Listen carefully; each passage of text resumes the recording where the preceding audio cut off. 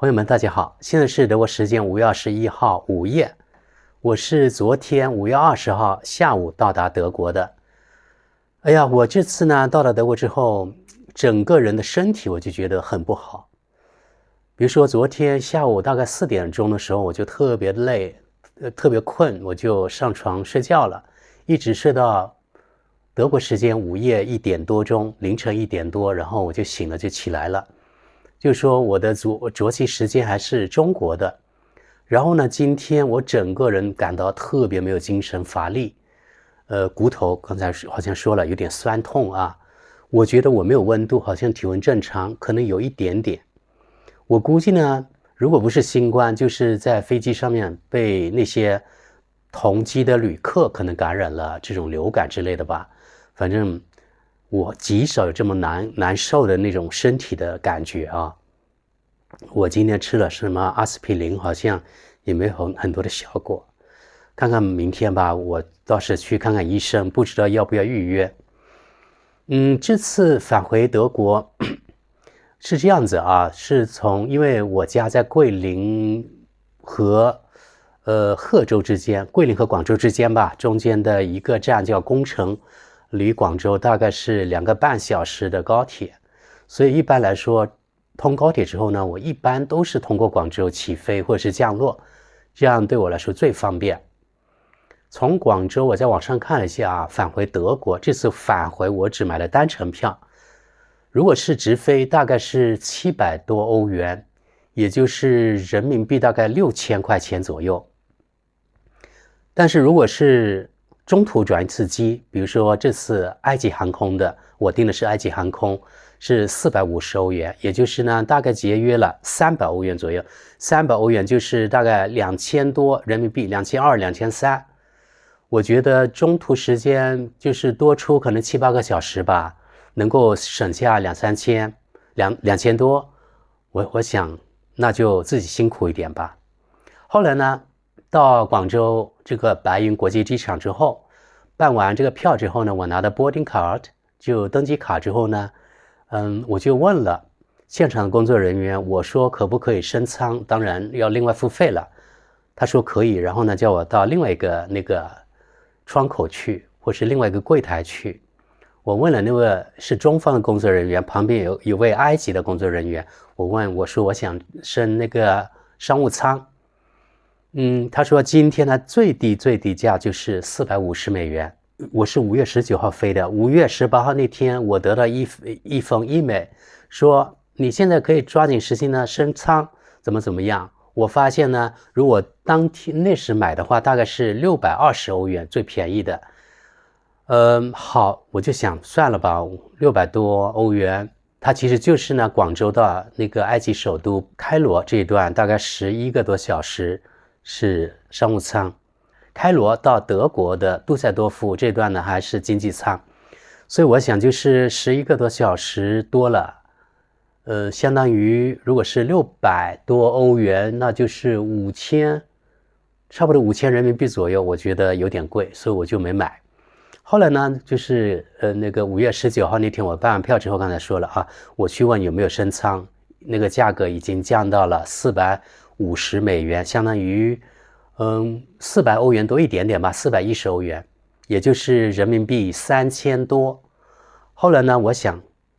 那我就让自己过得好一点，所以我就升了啊，一共的费用是6300人民币左右，和直飞的那个价格经济舱差不多，所以我觉得还能够接受吧这个价格。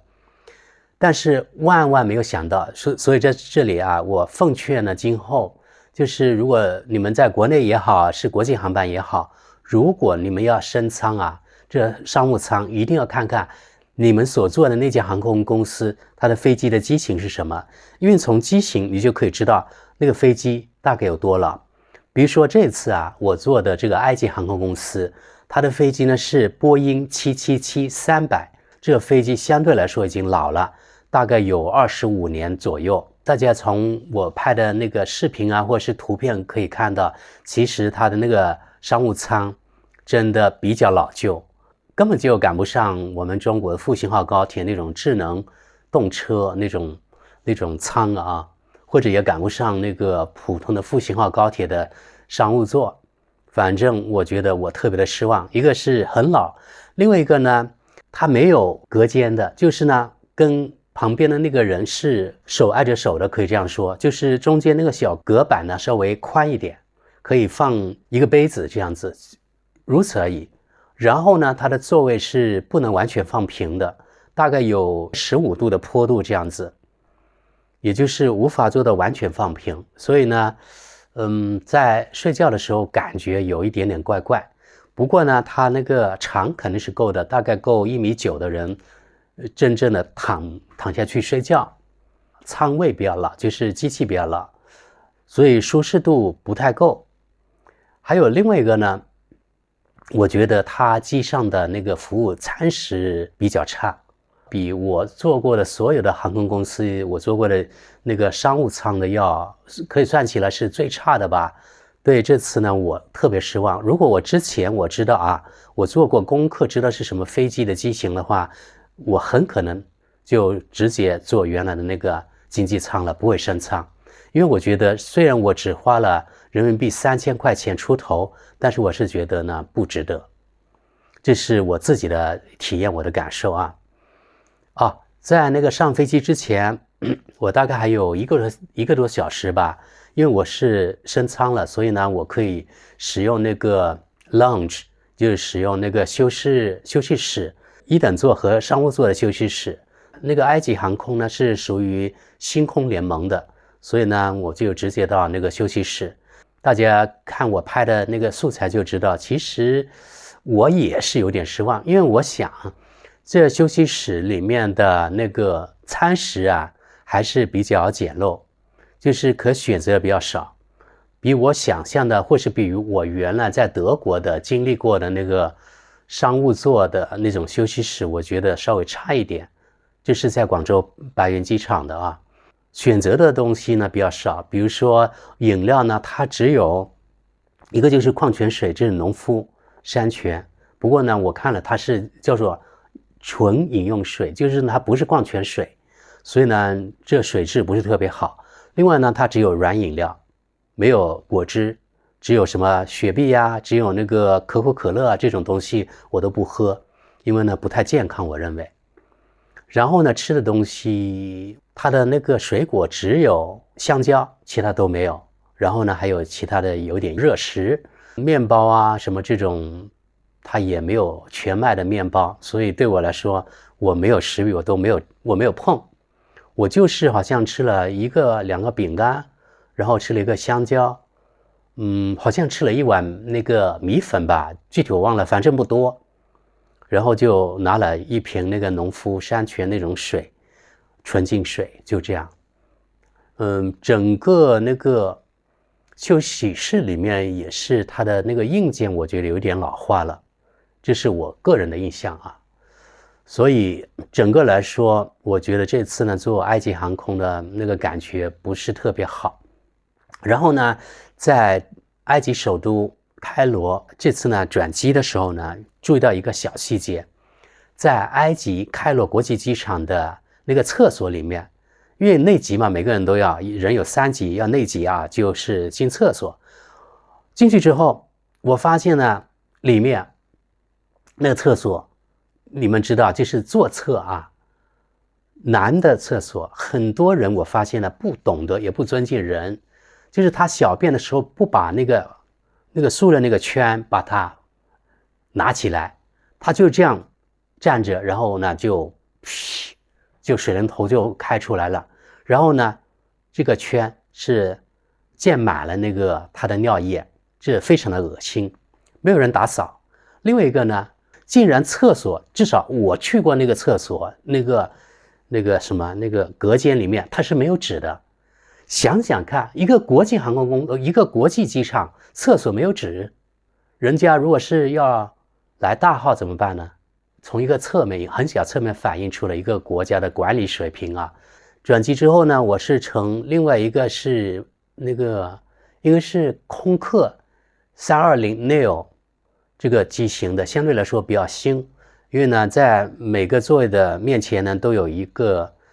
一个那个 display， 就是有个显示屏，你可以看电影什么之类的。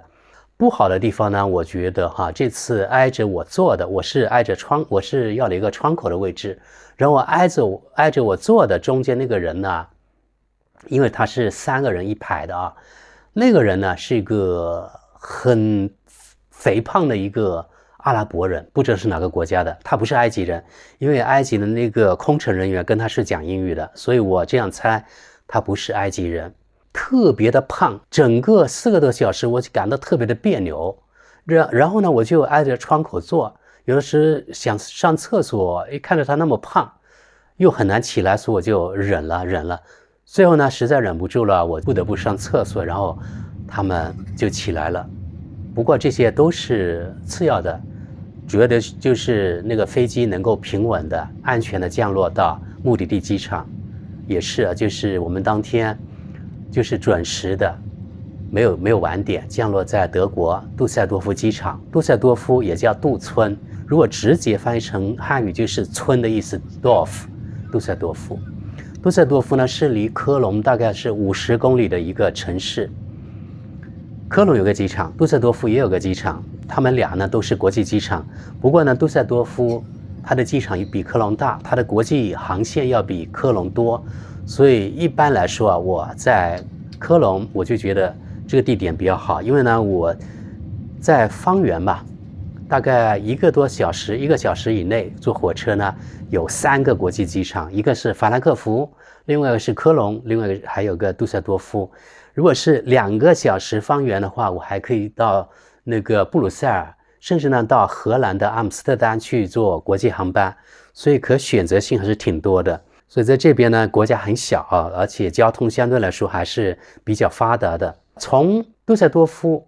我回到科隆，我是坐当地的地面公共交通了我发现呢，买票的时候我就感到物价上涨很厉害。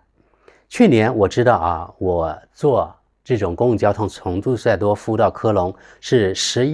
好像11.4欧元。这次呢回来我花了12点多欧元，也就是涨价差不多10%呢，很厉害了，对不对？涨了1欧元左右，从11点多涨了1欧元，涨到12点多，这是一个方面。另外一个呢，我就觉得回到德国之后，虽然我一直认为德国的公共交通相对来说在事业上也是非常发达的，可是呢，它的地面交通，我觉得这个当地的慢车的火车条件还是可以的。可是呢，一开除那个火车站之后呢，你看看两边的房屋你能够感觉到，就是德国是一个老牌的所谓的发达国家，因为旁边的房子都比较用引号来说比较古老，然后呢，墙上呢涂满了很多涂了那个涂鸦，就是很花，就是有点给人感觉脏乱差，这种感觉非常不好。另外呢，有些墙壁呢已经很斑驳了，反正呢比较破旧。还有大家可以看到我拍的科隆火车站的时候，你看进入科隆火车站两边的房子，你可以看到这是一个非常怎么说呢，应该是一个古老的国家了吧，从建筑物来说，因为我们在中国看见大部分的建筑物都是非常崭新的而在德国你看看这边很多都是战后建的房子，所以当时呢没有考虑到什么设计就是要速度把它建好起来，所以就留下了现在呢很多特别丑陋的房子，大家也可以看到，而且又涂上鸦。然后呢，科隆火车站大家也看到，这是一个非常古老的火车站，对不对？19世纪后半叶的已经投入使用了这个火车站，也就是到现在为止呢已经140年左右了吧，所以已经很老了，还是那个时代的风格那种圆顶的，然后呢它是全部用钢铁这样把它焊接起来的估计吧，所以呢可以看得见它是黑黑的黑乎乎的。然后德国的站台呢一般来说没有什么很多的修饰，非常的平淡，可以说呢不修边幅吧，这样，所以显得跟中国那种锃亮的各种公共场所车站比起来德国确实呢很穷酸的样子。德国一直说自己是个，他们自己说自己是个富裕的国家，不过从这方面来说，德国真的不富裕，真的，我觉得这方面基础设施已经远远落后于中国了。你看它的站台和火车其实也是不平的。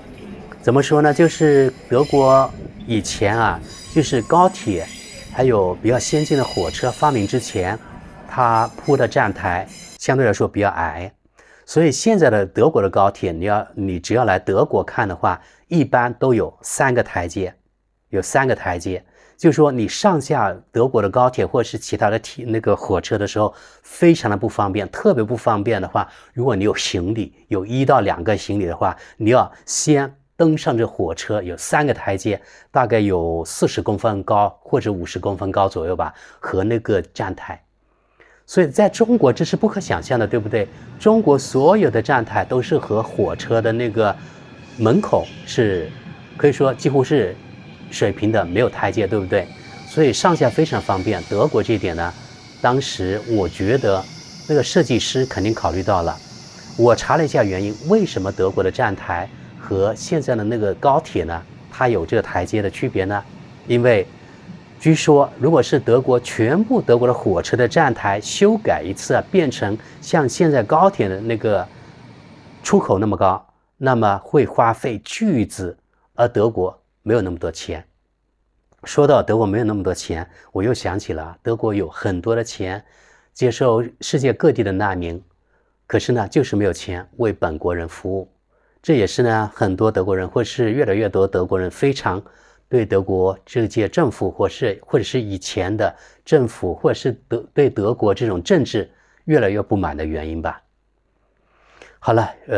今天呢，我就是想给大家介绍那么多。就是呢，我回到德国之后，我就感觉呢，跟中国从硬件方面来说有非常大的差距。即使杜塞多夫国际机场是个相对来说比较现代化的机场，但是呢，从基础设施来说，还是呢与中国的，比如说广州白云机场有一些差距。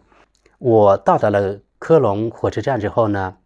我是坐地铁回家的，因为我这个票是联程票，可以坐火车，也可以坐地铁，也可以坐公交的啊。下过地铁之后，我才发现这个中国和德国的差距呢更加明显了。大家可以看到，这是德国的地铁，对不对？首先它没有安全的那个隔门，对不对？其次，它整个这个光线里面非常的昏暗。再次，德国的地铁，你看它的车厢是不是特别的陈旧？所以整个感觉啊，跟中国真的应该是被中国怎么说？现在网络语言甩了几条街了，对不对？这也反映出啊，就是德国这方面啊，这个硬件已经落后了。还有啊，我们最后呢，在下车的那个站点，也是花了很多钱去修的，然后呢，修的不是特别的完美，有的地方就是一个是没有摄像头吧，另外一个呢，它绕来绕去的，导致了有些角落呢被那些瘾君子霸占了，吸毒啊。反正我是不喜欢那个台阶，怕特别是晚上不安全呢。瘾君子他们吸毒之后呢，你不知道他有什么反应，对不对？而且现在德国应该是法律已经确定了，就是大麻已经合法化了。这当然不是今天的话题，就是说我发现了西方有一个趋势，就是呢很多所谓的自由，有很多的自由之后呢，比如说这什么大麻自由啊，什么性自由啊，卖淫自由啊，等等等等，很多自由。然后呢，导致了我觉得整个社会呢比较颓废，没有上进心。我觉得如果是一个人的自由太多了，没有约束，是不是人好像会有一种怎么说呢？有一种惰性，这是人性的，我觉得不好的一面啊。跟整个中国，我认为啊，从媒体的引导来说，积极向上的这个风气比起来，回到德国之后呢，我就感觉德国好像颓废，给人这种印象。然后呢，看着很多东西都比较老旧，就觉得这是所谓的发达国家吗？其实我真的经常在问自己，到底什么是发达国家？因为西方，特别是你看现在 G7 呢，刚刚在日本的广岛，它结束它的会议，对不对？他们说是最发达的7个工业国家。你看德国算发达的，然后呢，意大利好像也在里面，还有呢，加拿大也在里面。这些加拿大、意大利我都去过，特别是意大利啊，怎么能算发达国家呢？对不对？所以对这个所谓的发达国家呢，大家不要太迷信了。其实他们很多呢是吃他们的老底、老本，但是其实可能他们就是在外部，他们想给大家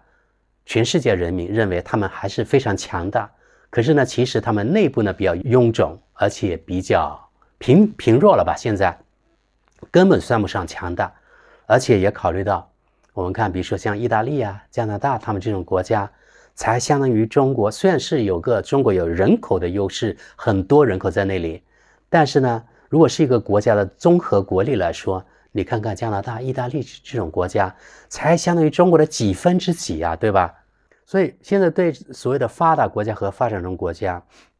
我是不太在乎的。我觉得中国就这样发展下去，那总有一天要超过所有的其他所谓发达国家，对不对？所以这就是呢，你看。这次 G7 会议特别好像是开批判中国的会议一样，对不对？其实他那个在会议结束之后，他发表一个什么声明，也是针对中国还有俄国的，特别是针对中国，其实什么要降低对中国依赖等等，反正这种都是听得起老茧的那个话语了。好了，这就是我今天呢给大家谈谈我从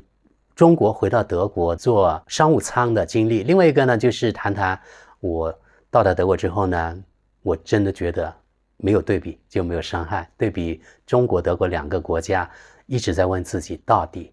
哪个才是发达国家，对不对？而且还有一点，我插一点啊，就是这次呢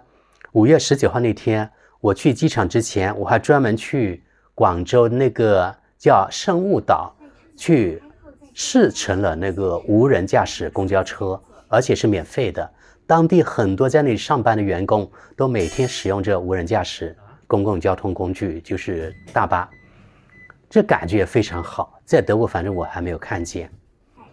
好了，这就是我觉得在中国很多方面啊，就科技方面，我觉得中国人还有中国的执政党还是比较持开放的态度。比较乐于接受新的东西，而德国相对来说可能这方面比较守旧一点，也许他们政府呢执行力没有那么好，所以呢导致很多事情呢就是慢半拍或是慢几拍，这是没有办法的，这是这个选举体制导致的原因吧。好了，朋友们，那今天我就跟大家就这样唠叨到这里，我已经感到非常难受了，等一下我就睡觉了。